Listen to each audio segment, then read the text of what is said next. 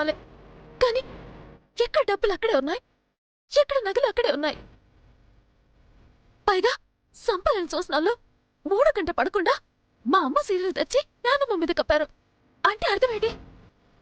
నేరాన్ని తప్పుతో పట్టించాలని కదా, మా అమ్మని నేరస్తురాలు చేయాలని కదా. చాలే ఆపమ్మా.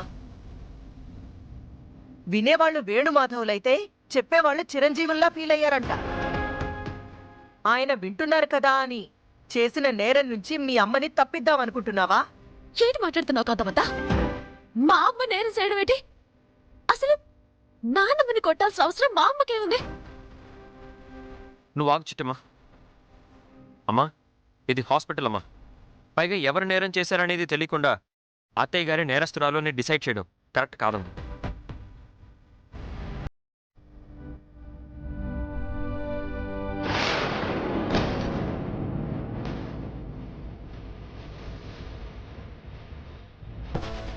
రవిచంద్ర చెప్పింది కరెక్ట్. ఇంకా సేపట్లో ఎస్ఐ దగ్గర నుంచి ఫోన్ వస్తుంది. ఆ తర్వాత ఇదిగో 100 ఏళ్ల ఆయుష్ ఇప్పుడే చేశాడు. హలో సార్, పెద్దవాడిని ఎవరు కొట్టారో తెలియదు కానీ ఒక రోకల బండతో కొట్టారు. ఆల్రెడీ ఆ రోకల బండిని ల్యాబ్కి పంపించాం. దాని మీద ఎవరి వేలిముద్రలుంటే వాళ్లే ఈ పని చేసినట్టు. అలాగా? అంటే మా అమ్మని చంపడానికి వాడిన ఆయుధం దొరికిందనమాట. అవును సార్, దొరికింది. ఇంకా సేపట్లో రిపోర్ట్ వస్తుంది, తీసుకుని ఇంటికి వస్తాను. అమ్మగారికి ఎలా ఉంది సార్? ట్రీట్మెంట్ చేస్తున్నారు, ఇంకా సేపట్లో తెలుస్తుంది. ఓకే సార్, ఉంటాను. ఏంటంట బాబాయ్, ఎస్ఐ గారు ఏం చెప్పారు? ఎవరు కొట్టారో తెలియదు కానీ అమ్మని రోకలి బండతో కొట్టారటమ్మా. ఆ రోకలి బండ పోలీసులకు దొరికింది, ల్యాబ్కి పంపించారట. దాని మీద ఎవరి వేలిముద్రలుంటే వాళ్లే నేరస్తులని కన్ఫర్మ్గా చెప్తున్నాడు. కోకిలమ్మ, ఒక్కసారి నువ్వు దీన్ని పట్టుకో.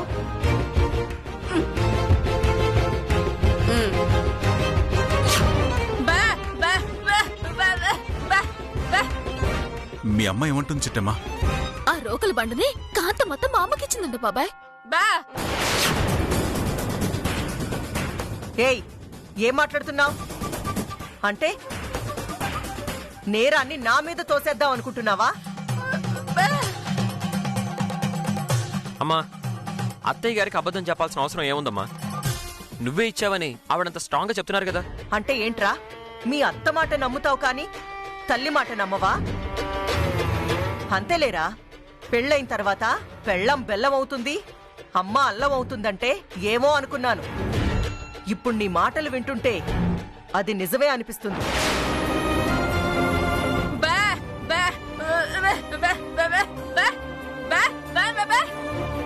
అమ్మా, ఇది హాస్పిటల్, ఇక్కడ అరుచుకోవడం మంచిది కాదు.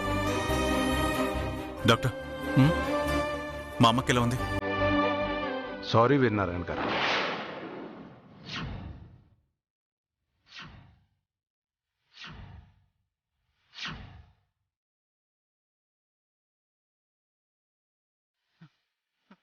అమ్మా, అప్పుడే నీకు నిండు 100 ఏళ్లు నిండిపోయాయమ్మా. అప్పుడే నన్ను ఒంటరివాణ్ణి చేసి పోయావా అమ్మా? డాక్టర్ గారు, మీరు చెప్పేది నిజమా? మా నాన్నమ్మ చచ్చిపోయిందా? భగవంతుడా.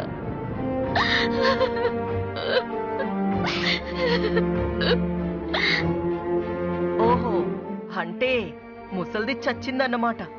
ఎస్. ఒరే అవతారం, విన్నావా? ఎన్నానక్క, పాపం ఆ ముసలు చచ్చిపోయిందంట. లతే వీళ్ల వారసురాలన్న నిజం ఎప్పటికీ బయటికి రాదు. అవునే అక్క, ఈ నిజం బయట ప్రపంచానికి చెప్పకుండానే పాపం ముసలు చచ్చింది. ఇప్పుడు నాకెంత హ్యాపీగా ఉందో. డాక్టర్ గారు, చిన్న దెబ్బకి ప్రాణం పోవడం ఏంటి సార్? ఇంతమంది డాక్టర్లుండి ఏం చేస్తున్నారు సార్?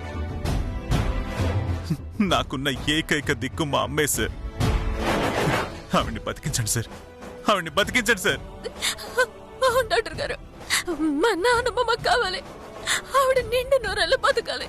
బతికించండి డాక్టర్ గారు, బతికించండి. వీరనారాయణ గారు, మీరు అనవసరంగా కంగారు పడుతున్నారు.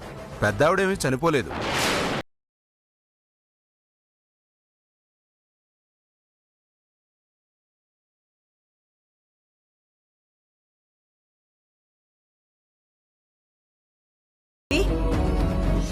పెద్దావిడ ఇంకా చావలేదా?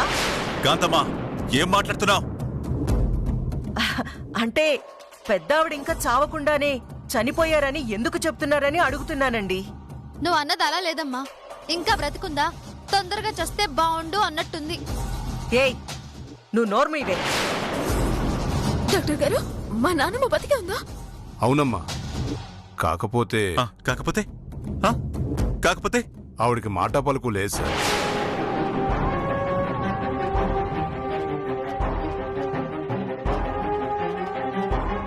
ఏంటి డాక్టర్ మీరనేది? ఒకసారి మీరే వెళ్ళి చూడండి. పదమ్మా.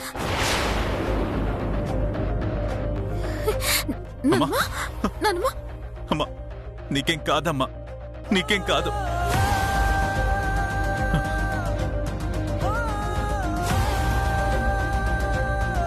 డాక్టర్, మా అమ్మ ఏం మాట్లాడట్లేదేంటి? నేను అడిగిన దానికి సమాధానం చెప్పట్లేదేంటి? కనీసం మా వైపు చూడని కూడా చూడట్లేదేంటి డాక్టర్? అదే చెప్పబోతున్నాను.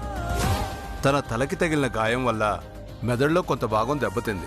దానివల్ల ఆవిడ చూడగలుగుతుంది, వినగలుగుతుంది, కానీ స్పందించలేదు.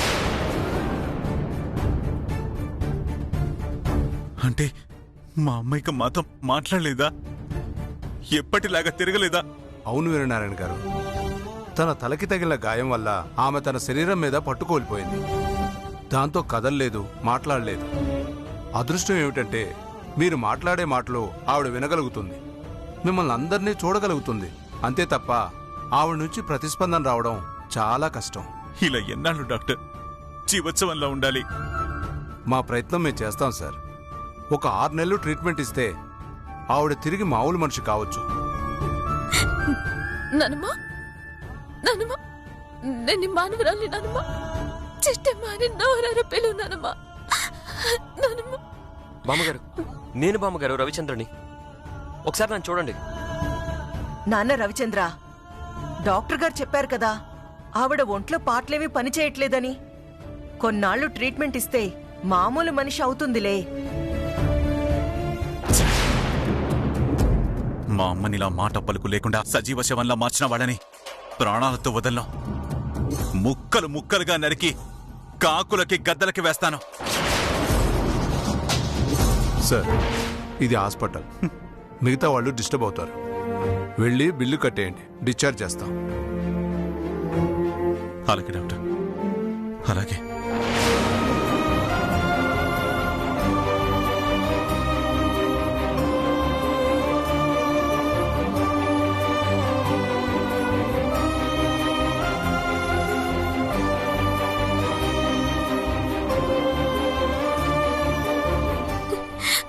నానమ్మ, నీకేట్ కాదు నానమ్మ. నువ్వు మళ్ళీ తిరిగి మామూలు మనిషి అవుతావు. ఈ చిట్టమ్మ మారుస్తుంది.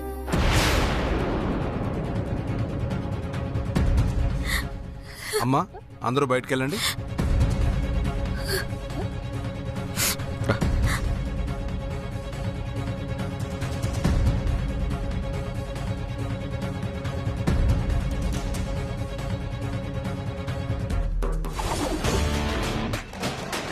ఒరే తమ్ముడు, విన్నావుగా ఆ ఎస్ఐ గాడు ఏం చెప్పాడో? అవునే అక్క, ఆ రోకల బండ మీద ఎవరు ఏలు ముద్రలైతే ఉంటాయో రేపు ఉదయం వాళ్ళని అరెస్టింగ్ చేస్తారంట. అంటే రేపు ఉదయం అరెస్ట్ కాబోయేది ఎవర్రా? ఇంకెవరక్క, ఆ మోగదే కోకిలమ్మే. ఎస్, లేకపోతే ఆ చిట్టెమ్మ నా యావదాస్తిని గుడికి రాసేస్తుందా? నన్ను అనామకురాల్ని చేస్తుందా? రేపు ఉదయం ఆ కోకిలమ్మ జైలుకి వెళ్తుంటే చిట్టెమ్మ పొర్లి పొర్లి ఏడుస్తుంటే ఆ ఏడుపు చూసి నేను పగలబడి నవ్వుకోవాలరా? అవునే అక్క, లేదంటే దేవతలాంటి మా అక్క కళ్ళల్లో కన్నీళ్లు తెప్పెత్తదా? సీమకు కూడా అపకారం చేయని మా అక్కని నడి రోడ్డు మీద నిలబెడతదా? ఆ పాపం ఊరికే పోదక్క, అంతకంతకే అనుభవిస్తుంది. కరెక్ట్ గా చెప్పావురా తమ్ముడు. అసలు అసలు నాలాంటి మంచి మనిషికి ద్రోహం చెయ్యాలని ఎలా అనిపించిందిరా? ఏం చేస్తామక్క, పెదప కాలం పెదప మనసులు. ఈ రోజుల్లో మనలాంటి మంచోళ్ళకే కష్టాలక్క. అవునరా తమ్ముడు, ఈ కాంతమ్మకి ద్రోహం చేస్తే, ఈ కాంతమ్మని ఏడిపిస్తే దాని ప్రతిఫలం ఎలా ఉంటుందో రేపు ఉదయం చిట్టెమ్మ రుచి చూడబోతుందిరా. ఆ కోకిలమ్మని జుట్టు పట్టుకొని ఈడ్చుకుంటూ జైలుకి తీసుకెళ్తుంటే నరాలు తెగి గుండె ఆగుతున్నట్టు ఆ చిట్టెమ్మ పొర్లి పొర్లి ఏడుస్తుంది చూడు. ఆ సన్నివేశం చూడాలని నా గుండె తహతహలాడిపోతుందిరా.